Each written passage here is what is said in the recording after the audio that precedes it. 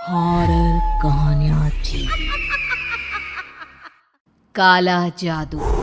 अपने बेटे रिशु के माथे से टपकते हुए पसीने को देखकर सविता की हालत खराब हो गई।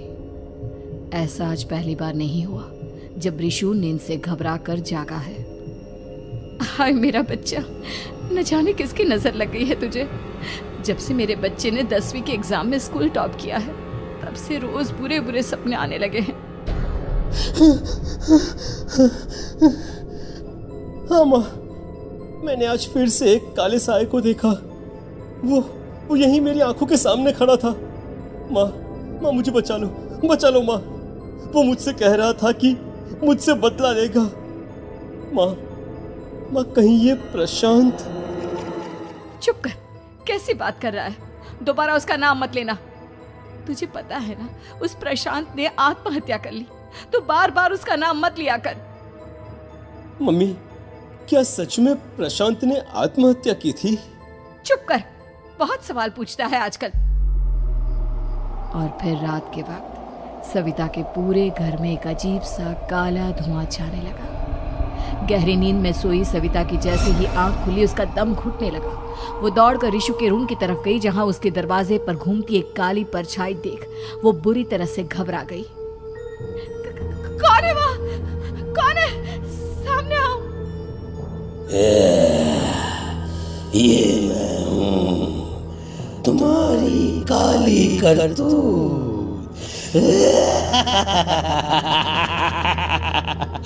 और अब मैं तुम्हारे बेटे को ले जाने आया हूँ।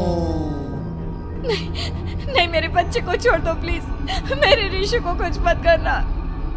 वो परछाई रिशु के कमरे में घुस जाती है।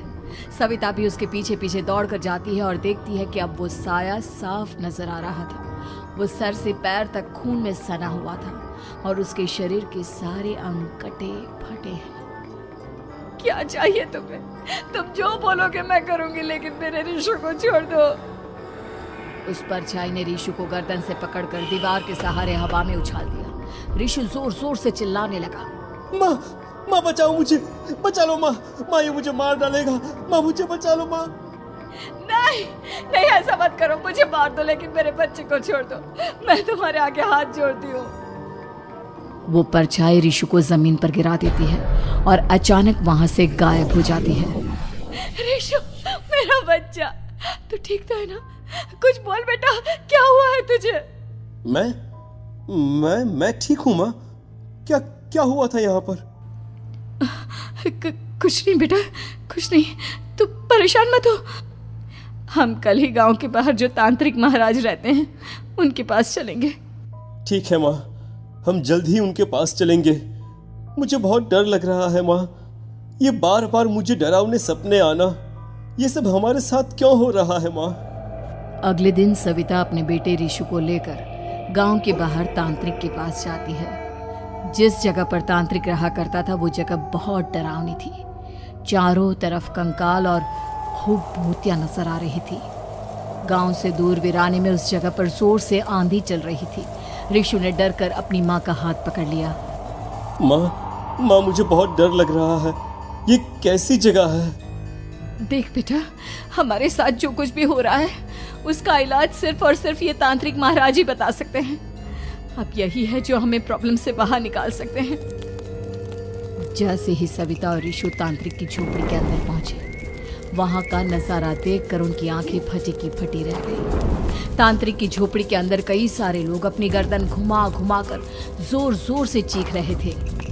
कौन हो तुम और यहाँ क्यों आई हो? महाराज, मेरे बेटे को कुछ दिनों से एक डरावनी काली परछाई नजर आती है और कल रात उसने मेरे बेटे पर हमला भी कर दिया।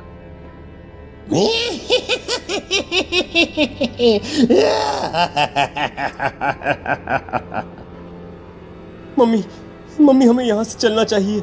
ये जगह मुझे ठीक नहीं लगती। नहीं बेटा, ऐसा नहीं कहते। रुक जाओ, 2 मिनट के लिए रुक जाओ। क्या कहा? काली परछाई? तुम्हारे बेटे पर किसी काली परछाई ने हमला किया? हाँ महाराज, वो कह रही थी कि वो मेरे बेटे को कुछ कर देगी।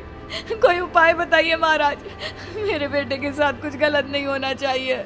तुमने किसी दूसरे के साथ गलत किया है तो तुम्हारे साथ भी गलत होकर ही रहेगा।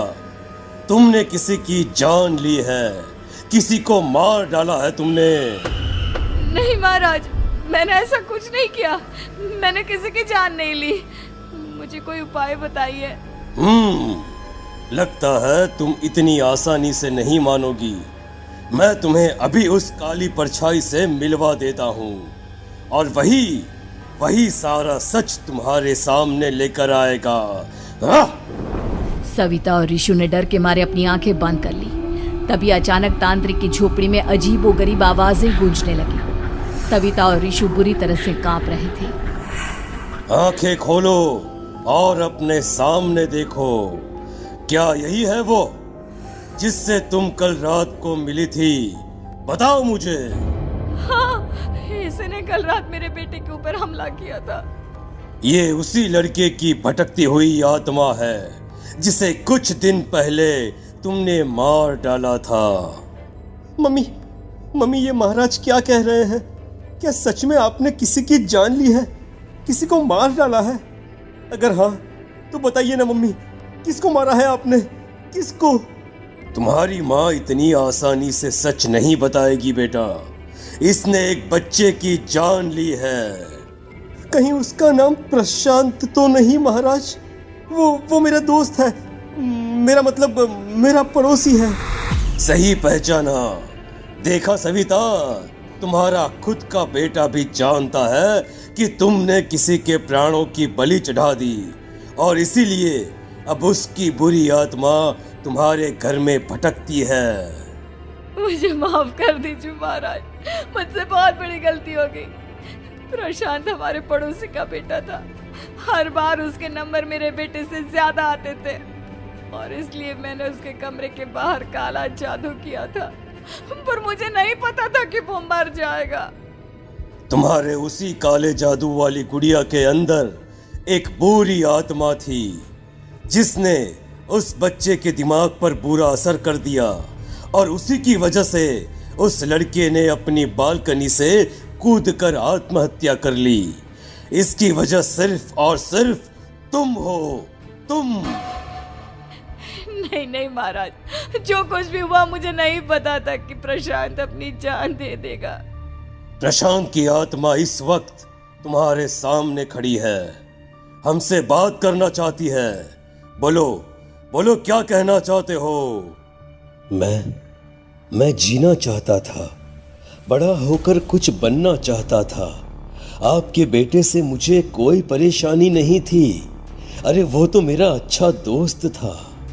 मुझे माफ कर दो बेटा, मुझसे बहुत बड़ी गलती हो गई, मुझे माफ कर दो। माफ करने से मुझे वापस जिंदगी नहीं मिल जाएगी। मेरे माँ बाप आज भी मेरे लिए रोते हैं। आपने मेरे साथ बहुत गलत किया है, बहुत गलत। और तभी अचानक प्रशांत की आत्मा वहां से गायब हो जाती है। सविता जोर जोर से रोने लगती है। सुन लिया तुमने? ये तुम्हारे अपने ही किए हुए पाप हैं जो इस तरह से तुम्हारे सामने आ रहे हैं। माँ, ये आपने अच्छा नहीं किया। सिर्फ 10th बोर्ड के एग्जाम में मैं टॉप कर पाऊँ इसलिए आपने मेरे दोस्त के ऊपर काला जादू कर दिया। नहीं मम्मी नहीं, अब हम कभी खुश नहीं रह पाएंगे, कभी नहीं।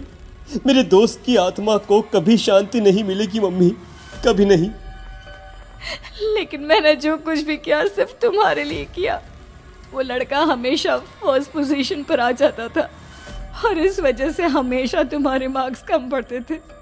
मैंने तो सिर्फ उस पर एक छोटा सा काला जादू किया था बेटा। मुझे क्या पता था कि उसका ये नतीजा निकलेगा। जिस गुड़िया को तुमने उस लड़के के कमरे के दरवाजे पर लगाया था, दरअसल उसके अंदर एक बुरी आत्मा का प्रवेश हो गया था, जैसा कि अक्सर काला जादू करते समय हो जाता है। मुझे अपनी गलती का एहसास हो गया है, मैं प्रायश्चित करना चाहती हूँ। आप बताइए मैं क्या करूँ? प्रशांत के घर जाकर उस काली गुड़िया को वहां से निकालकर यहाँ लेकर आओ। मैं उसे आग में जलाकर राख कर दूंगा और उसके बाद प्रशांत की आत्मा को हमेशा के लिए मुक्ति मिल जाएगी।